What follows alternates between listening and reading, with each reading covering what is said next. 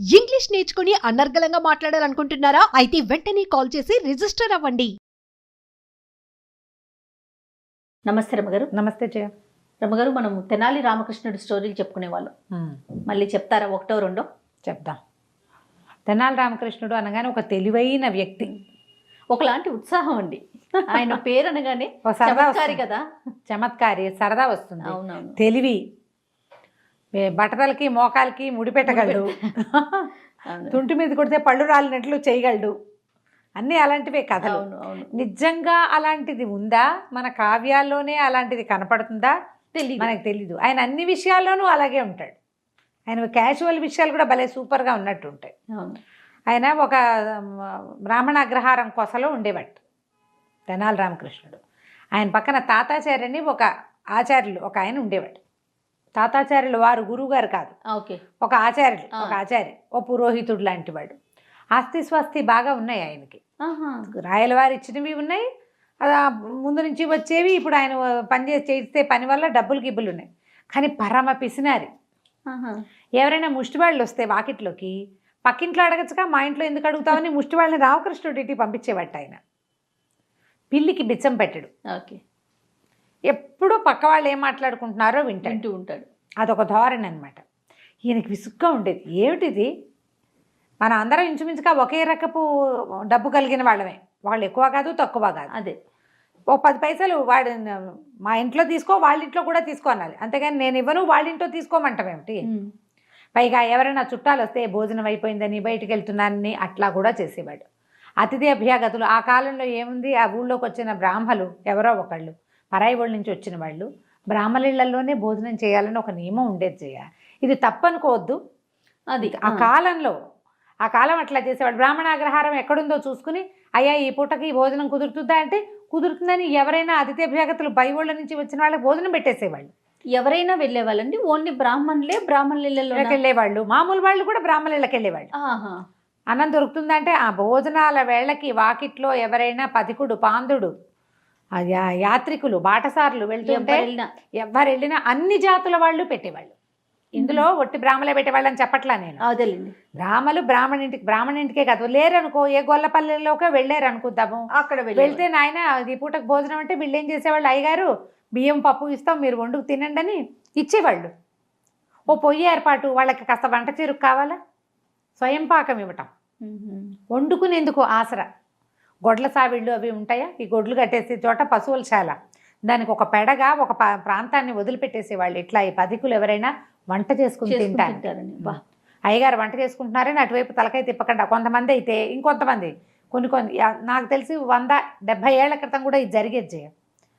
మీరే వండండి ఈ పూట దేవుడికి. వాళ్ళు ప్రతి వాళ్ళు తమ దేవతార్చనని వెంట పెట్టుకుని తిరిగేవాళ్ళు. బ్రాహ్మలు, వైష్ణవులు కూడా దేవతార్చనకి స్వామికి నివేదన చేస్తే ఆ ప్రసాదం పెట్టండి అయ్యగారు మాకని మిగిలిన జాతుల వాళ్ళు వాళ్ళ దగ్గర నుంచి భోజనం పెట్టించుకునేవాళ్ళు. ప్రసాదం కాలక్రమేణా ఎన్ని పద్ధతులు వదిలేసాం కదా రమ్మగారు. తెలియవు అందులో ఎక్కువ తక్కువలు. మేము ఇలా నేను చెప్పగానే మీరు ఎక్కువ మీ ఉద్దేశాలు అని ఇలా పడకూడదు. ఆ కాలం అది కదా. అసలు ఈ కాలంలో వ్యక్తులకి అసలు తెలియదు. అదే ఇలా ఏదైనా చెప్పగానే ఇందులో ఎక్కువ తక్కువ భావాలు లోకి వెళ్ళకూడదు. ఆ కాలం నాటి పద్ధతి ఇట్లాగే చేసేవాళ్ళు. అందరూ దాన్ని గౌరవించేవాళ్ళు. జయ, కానీ ఈ రోజులు ఎవరు ఎక్కువ రమ్మగారు? ఎవరికి వాళ్ళే ఎక్కువ. ఎవరు ఎక్కువ కాదు, అప్పుడు కూడా కాదు జయ. అప్పుడు కూడా ఎక్కువ తక్కువలు కాదు. ఆ రోజు కాలం అలా ఉండేది. ఆ కాలం నాటి పరిస్థితులు వేరు, సాంఘిక నియమాలు వేరు. ఇప్పుడు మనకు సాంఘిక నియమాలు ఇప్పుడు ఉన్నాయి. ఇప్పుడున్న నియమం వేరు. అవును, ఇప్పటి నియమం వేరు, ఆ కాలం నాటి నియమం వేరు. ఇలా ఎవరైనా భోజనానికి వస్తే వాళ్ళని రామలింగడి ఇంటికి పంపించేసేవాడు ఆయన.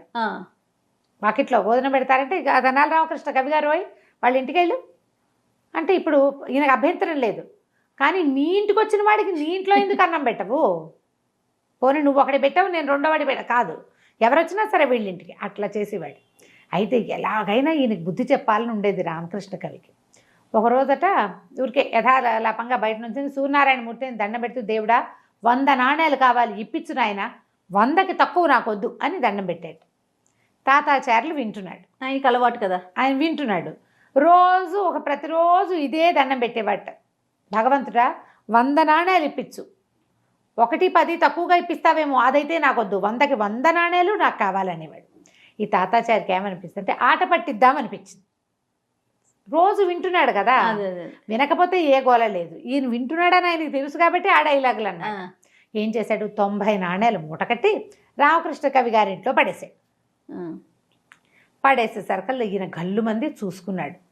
ఏమిటో పడింది అన్నాడు. అనేసరికల్లా ఏదో మూటల్లే ఉందండి, డబ్బుల మూటలా ఉంది, ఇదేమిటి మన వాకిట్లో పడింది, ఏ పక్క నుంచి వచ్చిందంటే ఆ పిల్ల ఒకటి ఉంది వాళ్ళకి, అదేమో వాకిట అమ్మ నాన్న తాతాచారి మావయ్య మన ఇంట్లో విసిరేశాడు నాన్న చెప్పేసింది. అంటే మూట వాళ్ళ ఇంట్లో నుంచి ఇక్కడ పడింది.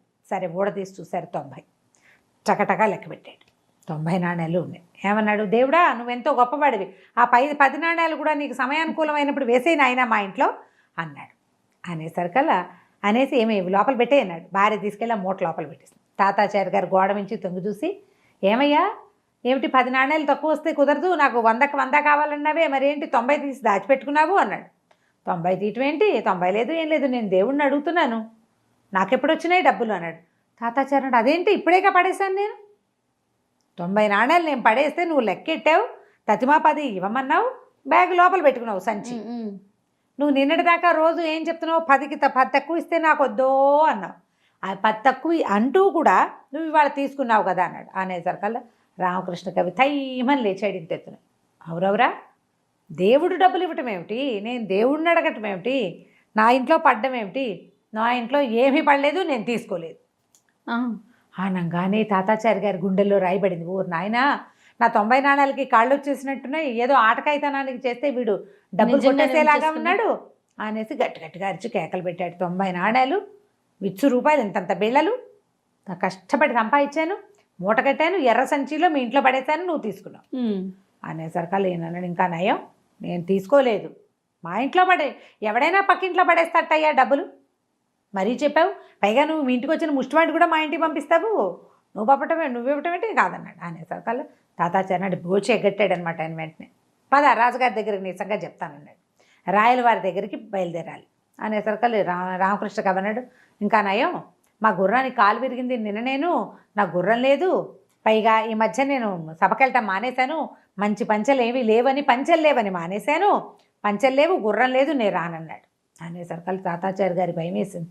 ఇవాళ కనుక వదిలేశానా, వేడిలో వేడి ఈ పూట వెళ్తే ఏదైనా అవుతుంది, రేపటి కాదు వాళ్ళ ఇంట్లో సోదా చేయడానికి కూడా ఆ సంచీలు ఇవ్వలేదనుకో, అప్పుడేం చేస్తాను, వీడి ఇంట్లోకి వెళ్ళనీయకూడదు, ఎలాగైనా తీసుకెళ్ళిపోవాలి అని ఆలోచించుకుని మన దగ్గర గుర్రం ఉంది, పంచెలకేముంది మన పెట్టి నిండా లేవు, గబగబా లోపలికి వెళ్ళి ఒక కొత్త పంచె తీసుకొచ్చాడు, ఈ పంచె కట్టుకో, నా గుర్రం మీద ఎక్కువ, మన ఇద్దరం కలిసి వెళ్దామన్నాడు. సరే ఇదేం చేశాడు, ఒంటి మీద ఉన్న అంగాస్త్రం ఈ పక్కన పడేశాడు, చక్కా పంచె కట్టుకున్నాడు. ఈయన దగ్గర ఉన్నటువంటి చక్కటి గుర్రానికి ఇద్దరు ఒకళ్ళ వెనకాల ఒకళ్ళు ఎక్కి కూర్చుని రాయలవారి ఆస్థానాన్ని పోయారు. తాతాచారి గారు అంపకంపాలతోటి అరుచుకుంటూ, ఈయన రోజు ప్రార్థించేవాడండి, 100కి 10కి తక్కువగా ఇస్తే కుదరదనేవాడు, 10కి తక్కువ ఇస్తే ఏం చేస్తాడో చూద్దామని నేను పడేశాను, 90 తీసుకున్నాడు, లెక్కెట్టాడు, తతిమా 10 ఇవ్వమన్నాడు, తీరా నేను మాట్లాడేసరికల్లా సంచి దాచేశాడు, నా 90 నాకు ఇప్పించండి అన్నాడు.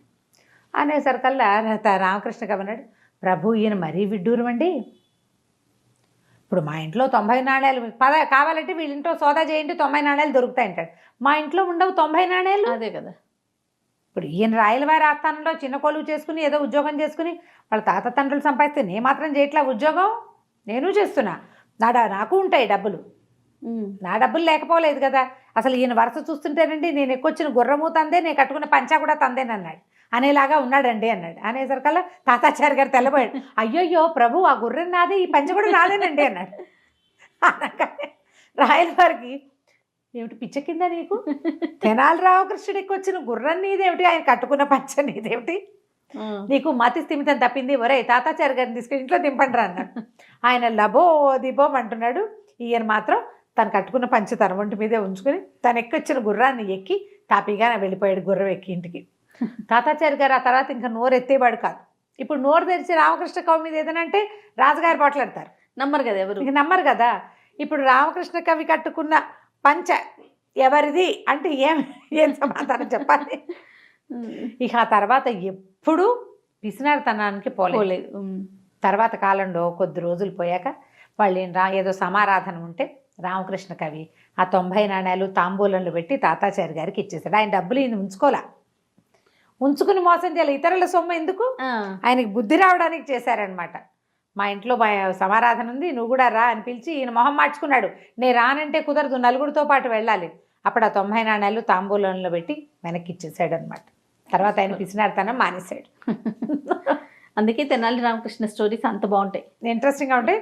మనకి చెప్పడం కూడా చేత కావాలి, అవునవును, బాగా రావాలి, మనకి చెప్పే విధానం కూడా ఉంటుంది, వస్తే ఇంట్రెస్టింగ్గా ఉంటుంది. చాలా బాగుంది రమ్మగారు. నమస్తే అండి. నమస్తే.